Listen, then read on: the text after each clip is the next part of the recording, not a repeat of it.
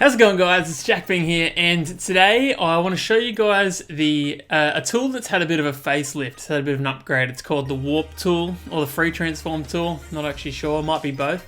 And it's had a huge upgrade. And to show off how it's going to work, we are going to put a t-shirt on Justin Bieber. Let's do it.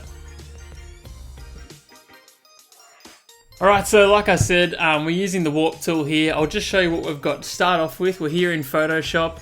I've got two photos. I've got Bieber himself, the man right here. That's one layer. And then the other layer I've got is a t-shirt. So I just Googled like a white t-shirt, got rid of the background, and that's all we're left with now.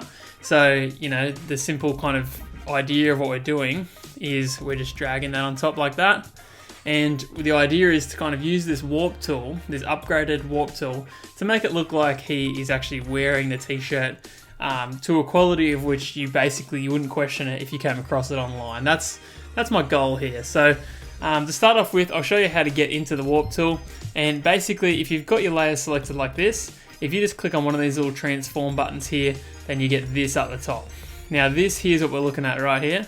And if you click on that, it brings up this whole new kind of Warp tool feature. And that's pretty much it. And I'll show you how this works in a second. You end up with grids that you can move and things that you can move around. But just to start off with, let's get the t-shirt prepped correctly. We might, if this takes a little while, we might time lapse it. But basically, I'm just going to get rid of the back of the collar here so that it fits on him and looks good, because that doesn't make any sense to have that. Plus, just get the size right, just so that we're starting off on the right track. So let's just time lapse that. We'll be done in a sec. All right, so we're ready to go. I've got the shirt, I feel like it's about the right size, and we're going to do some adjustments anyway, and we're ready to start transforming. So what I'm going to do, just to start off, is basically just like line it up on him like this. So obviously that looks terrible, but it kind of just gives you that, the start that you need to then start transforming it and putting it onto his actual body. This is such a weird thing to be talking about, but I couldn't think of a better way to kind of show you how actually great this tool is. So let's put it there. That's a good start. I'm going to click on this transform button, open this up here now, and now here we go. This is where things start to get a little bit interesting. So for starters, I'm actually going to make this layer a little bit transparent like this, just by changing the opacity on the side here. And that way we can actually look at where it fits onto his body to make sure that it's definitely going to look realistic. Because even though this is kind of a pretty stupid idea, I want it to look good. I wanted to finish it and it look like that's the photo that was taken. So let's get into it. Basically, all these points here, which you can change, you can have a 3x3, which this was what the old version was, by the way. It was just this 3.3, 4x4, 5x5 grid to get as detailed as you like. I'm going to start off with this because I think that's going to be enough, really.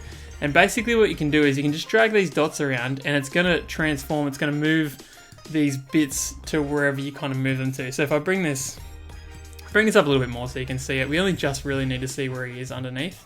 But yeah, if you move these dots around like this, you can kind of see, you can kind of make things sit where they would.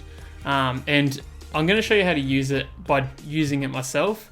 But as always, I really recommend that you guys just get into it yourself and just try it. Set yourself a random little challenge like this, like what I'm doing right here, and just see what you can do. Just mess around with it and yeah, learn. So the last thing I will show you as well, and this is probably the best feature of all, is if you hold Alt or Option or maybe even Command, but definitely Option, and you click on an area, you actually can create another place that you can move it. So just say right here, I want to move this part in and I want to move this part out.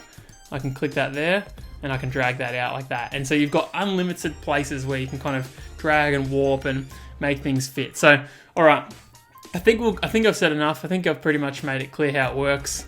Let's time lapse this again, and let's put the shirt on. Let's make it complete.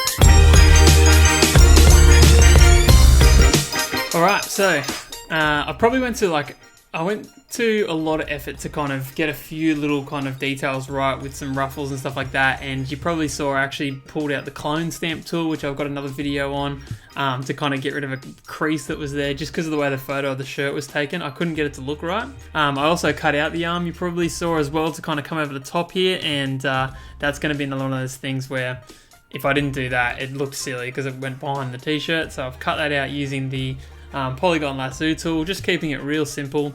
So what I'm actually going to do here is I'm just going to neaten this up a little bit.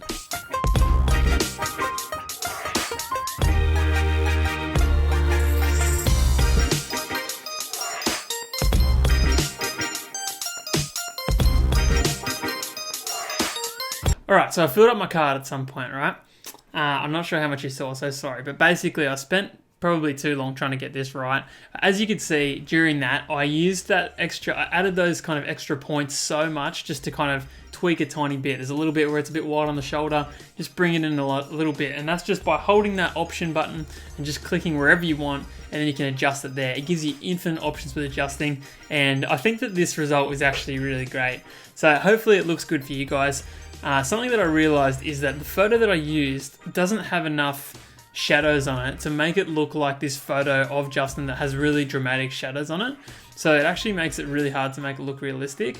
Now the way I'm going to get around that, and I'll let you guys in on this, is I'm actually going to just bring the t-shirt right back, make it look like it's a black t-shirt. And then with that overlay that I already put on there, it kind of blends it together enough that you would definitely believe that if you looked at that was the shirt that he was wearing. So that's what I'm going to run with. That's the warp tool, the transform tool that now has completely unlimited potential. It's so great. I'm going to use it for so many different things. And this was a good start. This was a good bit of practice. I encourage you guys to get out there and just use it on different things, practice with it, try and form things around other things, or you can use it on text, anything you want. It's really awesome. And yeah, I hope that you appreciate, Justin's new shirt that he's got on. So there it is. Hopefully, if you did appreciate it, why don't you leave a like on the video? That helps me out heaps. That kind of helps YouTube to know that it's just a great video and other people should see it. Subscribe if you're interested in this kind of stuff, Photoshop stuff. I do just like whatever, a bit of mucking around with games, things like that. Whatever. I do heaps of stuff. Look at other videos on the channel. You work it out. It's called my name, so it's just whatever. So thanks so much, guys, for watching. I appreciate it, and I'll see you next time.